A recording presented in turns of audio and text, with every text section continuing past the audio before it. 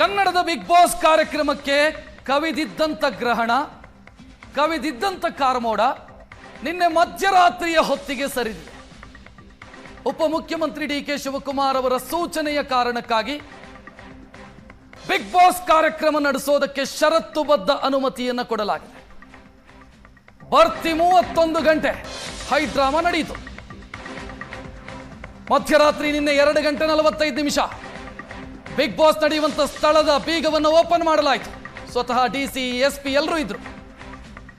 Big boss ವಿವಾದ ಬೀಗ ಹಾಕೋ ಮಟ್ಟಕ್ಕೆ ಬಂದಿದ್ಯಾಕೆ ಅನ್ನೋದು ಈಗಿರುವಂತ ಪ್ರಶ್ನೆ. ಮಗು ಚಿವುಟಿ ತೊಟ್ಟಿಲು ತೂಗೋ ಕೆಲಸವನ್ನ ಸರ್ಕಾರ ಮಾಡ್ತಾ, ಜಾಲಿವುಡ್ಗೆ ಬೀಗ, ಸರ್ಕಾರದಲ್ಲೇ ಗೊಂದಲ ಇದೆ. ಡಿಸಿಎಂ ಡಿಕೆಶಿ ವರ್ಸಸ್ ಮಾಲಿನ್ಯ ನಿಯಂತ್ರಣ ಮಂಡಳಿಯ ಅಧ್ಯಕ್ಷರು ಅನ್ನುವಂತ ಸ್ಥಿತಿ. ಪ್ರತಿಷ್ಠೆಗೆ ಬಿದ್ದು ಬಿಗ್ ಬಾಸ್ಗೆ ಬೀಗ ಹಾಕಿಸಿದ್ರ, ತಾವೇ ಸಮಸ್ಯೆಯನ್ನು ಸೃಷ್ಟಿ ಮಾಡಿ ತಾವೇ ಆ ಸಮಸ್ಯೆಯನ್ನು ಬಗೆಹರಿಸಿ ನಂತರ ತಾವೇ ಅದಕ್ಕೆ ಕ್ರೆಡಿಟ್ ಪಡ್ಕೊಂಡ್ರ? ಇದೆಲ್ಲ ಪ್ರಶ್ನೆಗಳು ಸಹಜವಾಗಿ ಚರ್ಚೆ ಆಗ್ತಾ ಇದೆ. ಈ ಕಡೆ ಡಿಕೆಶಿ ವಿರುದ್ಧ ಜೆಡಿಎಸ್ ಮತ್ತು ಬಿಜೆಪಿ ನಾಯಕರು ಮುಗಿಬಿದ್ದಿದ್ರು. ಡ್ಯಾಮೇಜ್ ಕಂಟ್ರೋಲ್ಗೆ ಡಿ.ಕೆ. ಶಿವಕುಮಾರ್ ಮುಂದಾದ್ರ? ಇದೆಲ್ಲ ಪ್ರಶ್ನೆಗಳು ರಾಜಕೀಯಕ್ಕೆ ಸಂಬಂಧಿಸಿದಂತೆ.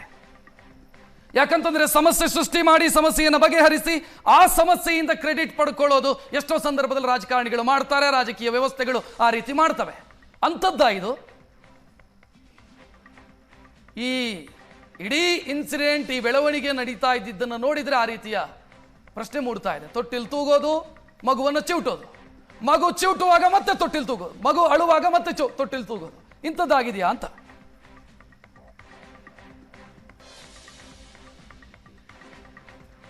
ಈ ವಿಚಾರದ ಬಗ್ಗೆ ಮಾತನಾಡೋದಕ್ಕೆ ನಮ್ಮ ಜೊತೆಗೆ ಅತಿಥಿಗಳು ಜಾಯಿನ್ ಆಗಿದ್ದಾರೆ.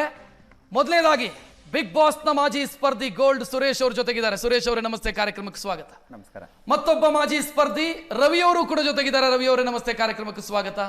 ಇನ್ನು ಈ ಬಿಗ್ ಬಾಸ್ ನಡೆಯುವಂತ ಸ್ಥಳದಲ್ಲಿ ಅಕ್ರಮಗಳಾಗ್ತಿದೆ ಅಂತ ಧ್ವನಿ ಎತ್ತಿ ಹೋರಾಟ ಮಾಡಿದಂತ ನೀಲೇಶ್ ಗೌಡರು ಕೂಡ ಜೊತೆಗಿದ್ದಾರೆ.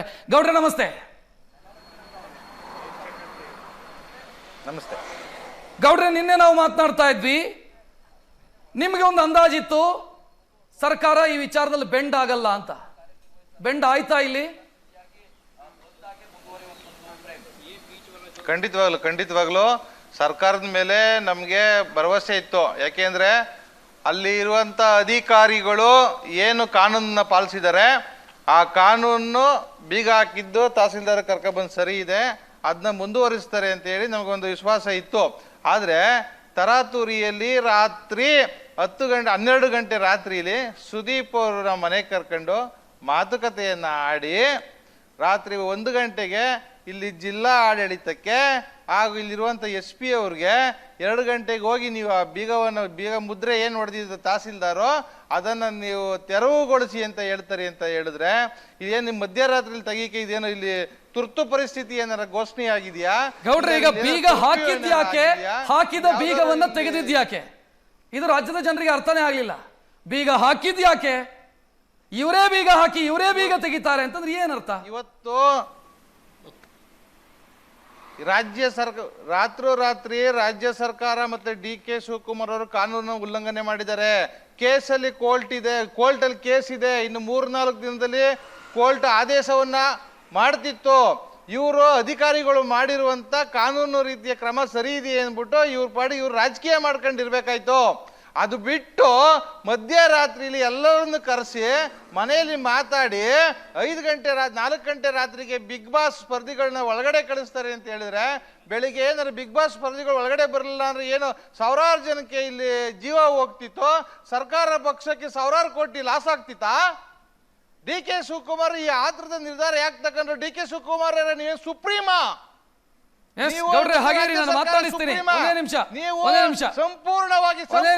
ಮಾತನಾಡಿಸ್ತೀನಿ. ಸುರೇಶ್ ಅವರು, ಏನ್ ಅನ್ಸುತ್ತೆ ಇಡೀ ಬೆಳವಣಿಗೆಯನ್ನು ಗಮನಿಸಿದ್ರೆ ನಿಮಗೆ?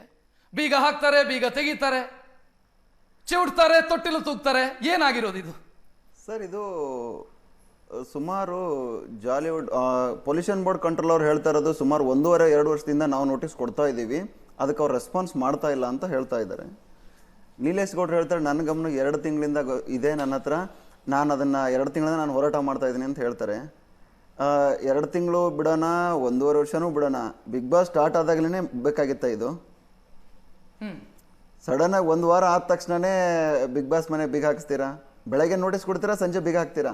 ಸುರೇಶ್ ಅವರೇ ಇಲ್ಲಿ ಕೇಳಿ, ಸುರೇಶ್ ಅವರೇ ಇಲ್ಲಿ ಕೇಳಿ, ನನ್ನ ಹತ್ರ ದಾಖಲೆ ಇದೆ. ಬಿಗ್ ಬಾಸ್ ಆರಂಭ ಆಗೋಕೆ 15 ದಿವಸದ ಮುಂದೆ ದಾಖಲೆಯನ್ನು ಬಿಡುಗಡೆ ಮಾಡಿದ್ದೀನಿ. ಮತ್ತೆ ಪೇಪರ್ ಹೇಳಿಕೆಯನ್ನು ನೇರವಾಗಿ ಸ್ಟೇಟ್ಮೆಂಟ್ ಕೊಟ್ಟಿದ್ದೀನಿ, ಪತ್ರಿಕಾಗೋಷ್ಠಿ ಮಾಡಿದ್ದೀನಿ. ಏನಂತ, ಬಿಗ್ ಬಾಸ್ನ ಯಾವುದೇ ಕಾರಣಕ್ಕೂ ಇಲ್ಲಿ ಮಾಡಿಸ್ಬೇಡಿ, ಯಾಕೆ ಅಂದ್ರೆ ಜಾಲಿವುಡ್ ಇನ್ನು 1 ತಿಂಗಳಲ್ಲಿ ನಾವು ಬಂದ್ ಮಾಡಿಸ್ತೇವೆ ಅಂತ ಹೇಳ್ಬಿಟ್ಟು ನನ್ನ ಹತ್ರ ಪೇಪರ್ ಕಟಿಂಗ್ ಎಲ್ಲ ಇದೆ. ಬಿಗ್ ಬಾಸ್ ಯಾರು ಪ್ರಾಯೋಜಕರು ಏನ್ ಮಾಡ್ತಿದ್ದಾರೆ ಅವ್ರಿಗೆ ನೇರವಾಗಿ ಹೇಳಿದೀನಿ. ನೀಲೇಶ್ ಗೌಡ್ರೆ, ಉತ್ತರ ಕೊಡ್ಲಿ. ನೀಲೇಶ್ ಗೌಡ್ರೆ, ಒಂದು ನೀವು ಪತ್ರಿಕೆ ಕೊಟ್ಟಿದ್ದೀರಾ, ಪ್ರೆಸ್ ಮೀಟ್ ಮಾಡಿದ್ದೀರಾ, ನೀವು ಬಿಗ್ ಬಾಸ್ನ ಬಂದ್ ಮಾಡ್ತೀವಿ 1 ತಿಂಗಳಲ್ಲಿ ಅಂತ ಹೇಳಿದ್ದೀರಾ, ಒಪ್ಕೊಳ್ಳೋಣ. ಅವತ್ತೇ ಬಂದ್ ಮಾಡ್ಬೋದಾಗಿತ್ತಲ್ಲ ನೀವು ಜಾಲಿವುಡ್ನ. ಬಿಗ್ ಬಾಸ್ ನಲ್ಲ, ಜಾಲಿವುಡ್ ಸಂಸ್ಥೆ. ಅದೇ ಹೇಳ್ತಾರೆ ನಾನು, ನಿಮಗೂ ಗೊತ್ತಿದೆ ಅಲ್ಲಿ ಬಿಗ್ ಬಾಸ್ ಶೋ ನಡೀತಾ ಇದೆ, ಈ ಕ್ಷಣಕ್ಕೆ ನಾವು ಬಂದ್ ಮಾಡ್ಸೋಣ ಅನ್ನೋ ಕಾರಣಕ್ಕೋಸ್ಕರ ನೀವು ಬಂದ್ ಮಾಡಿಸಿದೀರಾ.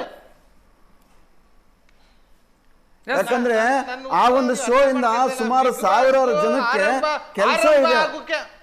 ತಮ್ಮ ಪರ್ಸನಲ್ ಕೆಲಸಗಳನ್ನ ಬಿಟ್ಟು 17ರಿಂದ 18 ಜನ ಸ್ಪರ್ಧಿಗಳು ಮನೆ ಒಳಗಡೆ ಇದ್ದಾರೆ ಅಂತ ನಿಮಗೂ ಕೂಡ ಗೊತ್ತಿದೆ. ತಮ್ಮ ವೈಯಕ್ತಿಕ ಜೀವನ ತ್ಯಾಗ ಮಾಡಿ ನಾನು ಹೇಳ್ತಾ ಇರೋದು ಮನೆ ಒಳಗಡೆ ಹೋಗಿರ್ತಾರೆ ಕೂಡ. ಸುರೇಶ್ ಅವರೇ, ತಾವು ವೈಯಕ್ತಿಕ ಜೀವನವನ್ನು ತ್ಯಾಗ ಮಾಡೋದು ಅಂತಂದ್ರೆ ದೇಶ ಕಾಯೋದಕ್ಕೆ ಹೋದರಿ ಆತರ ಅಲ್ಲ ಸರ್. ಶೋನು ಕೂಡ ದೇಶ ಕಾಯೋದಕ್ಕೆ ಹೋಗ್ತಾ ಇರೋದಲ್ಲ, ವೈಯಕ್ತಿಕ ಜೀವನ ತ್ಯಾಗ ಮಾಡಿ. ವೈಯಕ್ತಿಕ ಜೀವನ ಸರ್ ಹತ್ತಿರ 3-4 ತಿಂಗಳು ಸರ್ ಮನೆ ಬಿಟ್ಟು ಹೊರಗಡೆ ಹೋಗಿರ್ತೀವಿ. ನಮ್ಮ ಉಪಯೋಗಕ್ಕೆ ಏನಾದ್ರು ಹೋಗ್ತೀರಾ? ಜನ ಯಾಕೆ ನೋಡ್ತಾರೆ ಸರ್ ಶೋನ? ಅವ್ರ ವೈಯಕ್ತಿಕ ಜೀವನವನ್ನ ಹಾಳು ಮಾಡ್ಕೊಂಡು ಬಿಗ್ ಬಾಸ್ಗೆ ಬನ್ನಿ ಅಂತ ಯಾರು ಕರೆದಿಲ್ಲ ಸರ್. ವೈಯಕ್ತಿಕ ಜೀವನ ಹಾಳು ಮಾಡ್ಕೊಂಡು ಒಳಗಡೆ ಹೋಗಿದ್ದಾರೆ ಅಂತ ನಾನು ಹೇಳ್ತಾ ಇಲ್ಲ. ಅದನ್ನ ತಪ್ಪಾಗಿ ನೀವು ಅದನ್ನ ಹೇಳಕ್ ಹೋಗ್ಬೇಡಿ. ನಾನು 74 ದಿನ ಮನೆಯೊಳಗೆ ಇದ್ದು ಹೊರಗಡೆ ಬಂದಿದ್ದೇನೆ. ಇಲ್ಲಿ ಯಾರ್ದು ವೈಯಕ್ತಿಕ ಜೀವನ ಹಾಳು ಮಾಡೋಂತ ಒಂದ್ ನಿಮಿಷ ಗೌಡ್ರೆ, ಹಾಗೇರಿ ನಾನು ಉಳಿದ ಅತಿಥಿಗಳನ್ನು ಮಾತನಾಡಿಸ್ಬೇಕು. ರವಿ ಅವರು ಏನ್ ಹೇಳ್ತೀರಿ? ಸೂಕ್ಷ್ಮವಾಗಿ ಗಮನಿಸ್ತಾ ಇದ್ದೀರಿ, ನೋಡ್ತಾ ಇದ್ದೀರಿ ಏನಾಗ್ತಿದೆ ಅಂತ. ಇದು ಸಮಸ್ಯೆ ಸೃಷ್ಟಿ ಮಾಡಿದ್ದ ಮತ್ತು ಸಮಸ್ಯೆಯನ್ನು ಬಗೆಹರಿಸ್ತೀವಿ ಅಂತ ಕ್ರೆಡಿಟ್ ಪಡ್ಕೊಳ್ತಾ ಇರೋದು ಏನಿದು?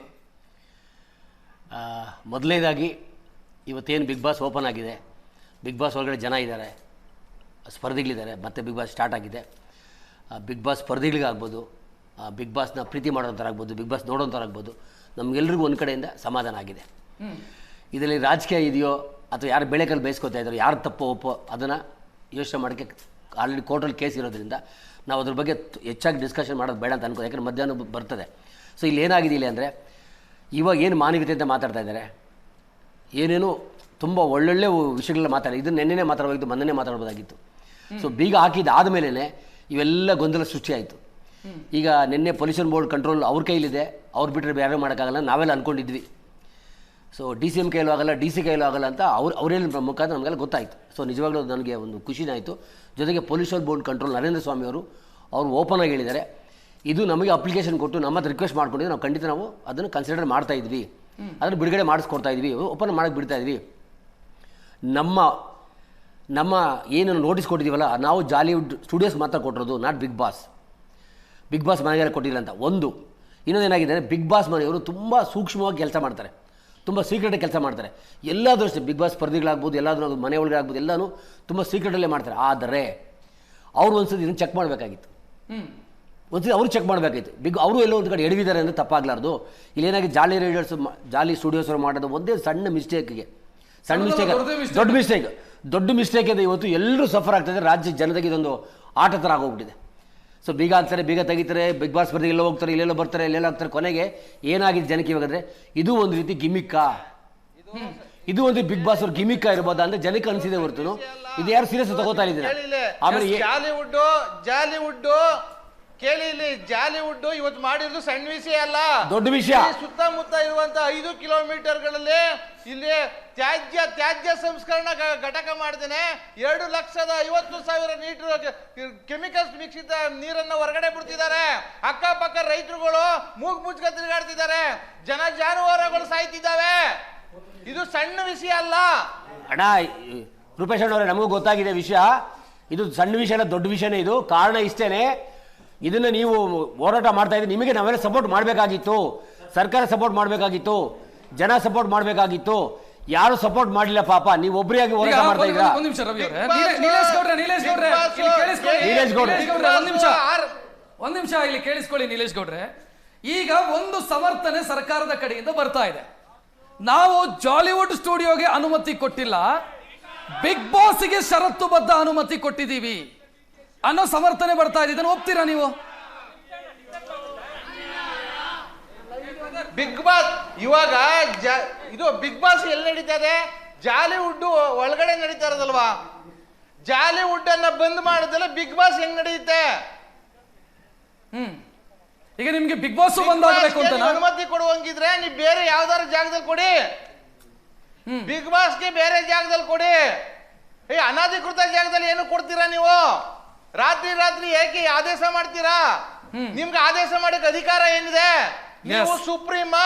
ಎಸ್, ನನ್ನ ಜೊತೆಗೆ ಈಗ ಆಡಳಿತ ಪಕ್ಷದ ಕಡೆಯಿಂದ ಕಾಂಗ್ರೆಸ್ನ ಕಡೆಯಿಂದ ಸುಧೀಂದ್ರ ಅವರು ಜಾಯ್ನ್ ಆದ್ರು. ಸುಧೀಂದ್ರ ಅವರೇ ನಮಸ್ಕಾರ.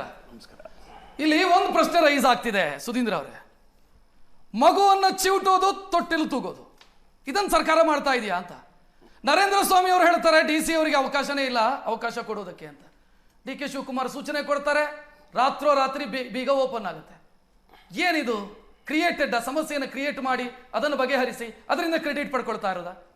ಅಲ್ಲ, ಈ ಒಂದು ಹೋಲ್ ನೆರೆಟಿವ್ ಏನಿದೆ, ಸಮಸ್ಯೆನ ಕ್ರಿಯೇಟ್ ಮಾಡಿದ್ರೆ ಮಗುನು ತೊಟ್ಲು ತೂಗಿ ಮಗುನು ಚುಟ್ಟು ಕೆಲಸ ಅದು.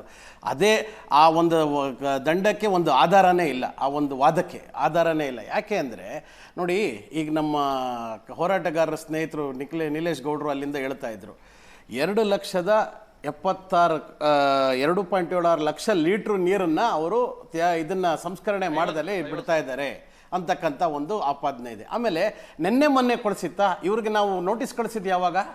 ಮೊದಲನೇ ನೋಟಿಸ್ ಕಳಿಸಿದ್ದು ಯಾವಾಗ? ಬಿಗ್ ಬಾಸ್ ಸ್ಟಾರ್ಟ್ ಆಗತ್ತೋ ಅಥವಾ ಬಿಗ್ ಬಾಸ್ ಮನಸ್ಸಿನಲ್ಲಿ ಇಟ್ಕೊಂಡು ಏಪ್ರಿಲ್ ತಿಂಗಳಿಂದ ಒಂದು ವರ್ಷ 2 ವರ್ಷದ ಮೇಲ್ಗಡೆಯಿಂದ ನೋಟಿಸ್ ಇದೆ. 18ನೇ ತಾರೀಕು ಜೂನ್ 2024ರಲ್ಲಿ ನೋಟಿಸ್ ಇಶ್ಯೂ ಮಾಡಿದ್ರು. ಅವಾಗಿಂದ ಅವಾಗೇನು ನಾವು ಬಿಗ್ ಬಾಸ್ ಅನ್ನ ಮೈಂಡ್ ಅಲ್ಲಿ ಇಟ್ಕೊಂಡು ಮಾಡಿದ್ರ? ಅವಾಗ ಗೊತ್ತಿತ್ತ ಸರ್ಕಾರಕ್ಕೆ ಬಿಗ್ ಬಾಸ್ ನನ್ನ ಪ್ರಶ್ನೆ ಏನಿತ್ತು? ಅಲ್ಲ ಅದೇ ಹೇಳ್ತಾ ಇದ್ದೀನಿ. ಈಗ ಬೀಗ ಹಾಕಿದ್ದು ನೀವೇ, ಬೀಗ ತೆಗೆಸಿದ್ದು ನೀವೇ. ಆವದಕ್ಕೂ ಬರ್ತೀನಿ ನೋಡಿ. ದೇಶದಲ್ಲಿ ನಮ್ಮ ರಾಜ್ಯದಲ್ಲಿ ಒಂದು ಕಾನೂನಿದೆ, ಪರಿಸರಕ್ಕೂ ಒಂದು ಕಾನೂನಿದೆ, ಮಾಲಿನ್ಯ ಮಾಡೋದಕ್ಕೂ ಒಂದು ಕಾನೂನಿದೆ. ಅದಕ್ಕೆ ಬದ್ಧವಾಗಿ ಕಳಿಸಿದ್ದಾರೆ. ಯಾವ ರೀತಿಯ ಮಧ್ಯರಾತ್ರಿ 12 ಗಂಟೆಗೆ ಸುದೀಪ್ ಅವರ ಮನೆಗೆ ಕರೆದೆ ಬಿಗ್ ಬಾಸ್ ಒಂದ್ ನಿಮಿಷ ನಾನು ಗೌಡ್ರೆ ಒಂದ್ ನಿಮಿಷ ಖಂಡಿತ ನೀವು ಮಾತಾಡಿರಂತೆ ಒಂದ್ ನಿಮಿಷ ಇರಿ. ಈಗ ಏನಾಯ್ತು, ಅದನ್ನ ಯಾವ ರೀತಿ ತಿರುಗಿಸಿದ್ರು, ಯಾವ ರೀತಿ ಆ ನೆರೆಟಿವ್ನ ಹೆಂಗೆ ಚೇಂಜ್ ಮಾಡ್ಲಿಕ್ಕೆ ಟ್ರೈ ಮಾಡಿದ್ರು ನಮ್ಮ ಮಹಾನ್ ಬಿಜೆಪಿ ನಾಯಕರುಗಳು. ಅಲ್ಲ ಅದೆಲ್ಲ ಆಧಾರ. ಇವತ್ತು ಯಾಕೆ ನಾವು ಅದನ್ನ ತೆಗೆದ್ವಿ, ಯಾಕೆ ಅದನ್ನ ಪರ್ಮಿಷನ್ ಸನ್ಮಾನ್ಯ ಉಪಮುಖ್ಯಮಂತ್ರಿಗಳು ಯಾವ ಒಂದು ಇದ್ರ ಆಧಾರದ ಮೇಲೆ ಅದನ್ನ ಕೊಟ್ಟರು ಅಂದ್ರೆ ಎಲ್ಲಿ ಯಾವ ಕೀಳ್ ರಾಜಕೀಯ ಮಟ್ಟಕ್ಕೆ ಇವತ್ತು ಹೋಗಿದ್ ಬಿಜೆಪಿ ಅವರು ಸುದೀಪರ ಜಾತಿಯನ್ನ. ಅಲ್ಲ ಒಂದ್ ನಿಮಿಷ, ರಾಜಕೀಯ ಸೈಡ್ಗಿಡಿ. ಅಲ್ಲ, ರಾಜಕೀಯ ಕೇಳ್ತಾನೆ ಇಲ್ಲ, ಸರ್ಕಾರಕ್ಕೆ ಸಂಬಂಧಿಸಿ ಕೇಳ್ತಾ ಇದೆ. ನಾನು ಹೇಳ್ತಾ ಇರೋದು ಅದೆಲ್ಲ ಒಂದು ಆದ್ಯತೆ, ಅದೆಲ್ಲ ಒಂದು ಬದ್ಧತೆ, ಅದೆಲ್ಲ ಒಂದು ಕಾರಣ. ಅದು ಹೆಂಗ್ ಬದ್ಧತೆ ಅದು? ಅಲ್ಲ ಹೌದು, ಯಾಕಂದ್ರೆ ಸುಧೀಂದ್ರ ನೀವಾಗಿ ಅಲ್ಲ, ನಿಮ್ಮ ಸೂಚನೆಯ ಮೇರೆಗೆ ಪೊಲ್ಯೂಷನ್ ಕಂಟ್ರೋಲ್ ಬೋರ್ಡ್ ನ ಸೂಚನೆ ಮೇರೆಗೆ ಬೀಗ ಹಾಕ್ತೀರಿ, DKC ಸೂಚನೆ ಮೇರೆಗೆ ಬೀಗ ಓಪನ್ ಆಗುತ್ತೆ. ಅಂದ್ರೆ ನಿಮಗೆ ಸ್ಟ್ಯಾಂಡ್ ಇಲ್ಲ ಅಂತ ಆಯ್ತಲ್ಲ? ಸ್ಟ್ಯಾಂಡ್ ಇಲ್ಲ ಅಂತಲ್ಲ, ಪರಿಸರ ಮಾಲಿನ್ಯ ಬೋರ್ಡ್ ಏನಿದೆ, ಪೊಲ್ಯೂಷನ್ ಕಂಟ್ರೋಲ್ ಬೋರ್ಡ್ ಸನ್ಮಾನ್ಯ ಈಶ್ವರ್ ಖಂಡ್ರೆ ಮತ್ತು ನರೇಂದ್ರ ಸ್ವಾಮಿ ಅವರು ತಗೊಂಡಿರ್ತಕ್ಕಂಥ ಸ್ಟ್ಯಾಂಡು ಕಾನೂನು ಬಾಹಿರುವ ಕಾನೂನು ಪ್ರಕಾರ 100% ಸತ್ಯ. ಅದ್ರಲ್ಲೇನು DK ಶಿವಕುಮಾರ್ ಅವ್ರ ಅಲ್ರಿ, DK ಶಿವಕುಮಾರ್ ಅವ್ರಿಗೆ ಯಾಕೆ ಒಂದು ಬಿಗ್ ಬಾಸ್ ನಿಲ್ಸ್ತಕ್ಕಂತ ಅದಕ್ಕಿಂತ ಅವ್ರಿಗೆ ಮಾಡಕ್ ಬಹಳ ಒಳ್ಳೆ ಕೆಲಸ ಇದೆ ರೀ. DK ಶಿವಕುಮಾರ್ ಅವ್ರ ಪಾತ್ರ ಇಲ್ಲ ಅಂತಂದ್ರೆ ರೀಸ್ಟಾರ್ಟ್ ಯಾಕೆ ಹೇಳಿದ್ರು? ರೀಸ್ಟಾರ್ಟ್ ಅವ್ರಿಗೆ ತಾನೇ ಟಾರ್ಗೆಟ್ ಮಾಡಿದ್ದು. ನೀವ್ ಯಾರಿಗೆ ಟಾರ್ಗೆಟ್ ಮಾಡಿದ್ರಿ? ಮಾಧ್ಯಮದವರಿಂದ ಸೇರಿ ಕೆಲವರು, ನೀವು ಅಂತ ಹೇಳಲ್ಲ, ಕೆಲವು ಮಾಧ್ಯಮದಿಂದ ಹಿಡಿದು ರಾಜಕೀಯವಾಗಿ ಯಾರನ್ನು ಟಾರ್ಗೆಟ್ ಮಾಡಿದ್ರಿ? ಇವತ್ತು ಎಂತ ಹೊಲಸು ಪರಿಸ್ಥಿತಿಗೆ ಇವತ್ತು ಹೋಯ್ತು ಅಂದ್ರೆ, ಬಿಜೆಪಿಯ ಒಬ್ಬ ಆಡಳಿತ ಪಕ್ಷದ ನಾಯಕ ಏನ್ ಹೇಳ್ತಾನೆ, ಇವರು ಸುದೀಪ್ ಜಾತಿಯನ್ನ ಮೊದಲು ಅಲ್ಲೆಲ್ಲೋ ಟಾರ್ಗೆಟ್ ಮಾಡಿದ್ರು, ಇಲ್ಲೆಲ್ಲ ಅದನ್ನ ಖಂಡನೆ ಮಾಡಬಾರ್ದ ಇವತ್ತು ನಮ್ಮ ಜನ? ಆಮೇಲೆ ಅವತ್ತು ಅಲ್ಲಿ ಇದು ಮಾಡೋರಲ್ಲಿ ಏನು ಹೋರಾಟ ಮಾಡ್ತಾ ಇದ್ರು, ಅದ್ರಲ್ಲಿ ಯಾವ ಪಕ್ಷದವ್ರು ಯಾರು ಪಕ್ಷದವ್ರು ಇದ್ರ? ಯಾರು ಪಕ್ಷದವ್ರು ಇದ್ರ? ಇದಕ್ಕೆ ಉತ್ತರ ಕೊಡ್ಲಿ. ಸುಮ್ಮನೆ ಸುಧೀಂದ್ರ ಅವರೇ ಮಾತನಾಡ್ತೀನಿ, ನನಗೊಂದು ಚಿಕ್ಕ ಬ್ರೇಕ್ ನ ಸಮಯ. ಬ್ರೇಕ್ ನಂತರ ಕಾರ್ಯಕ್ರಮ ಮುಂದುವರಿಯುತ್ತೆ.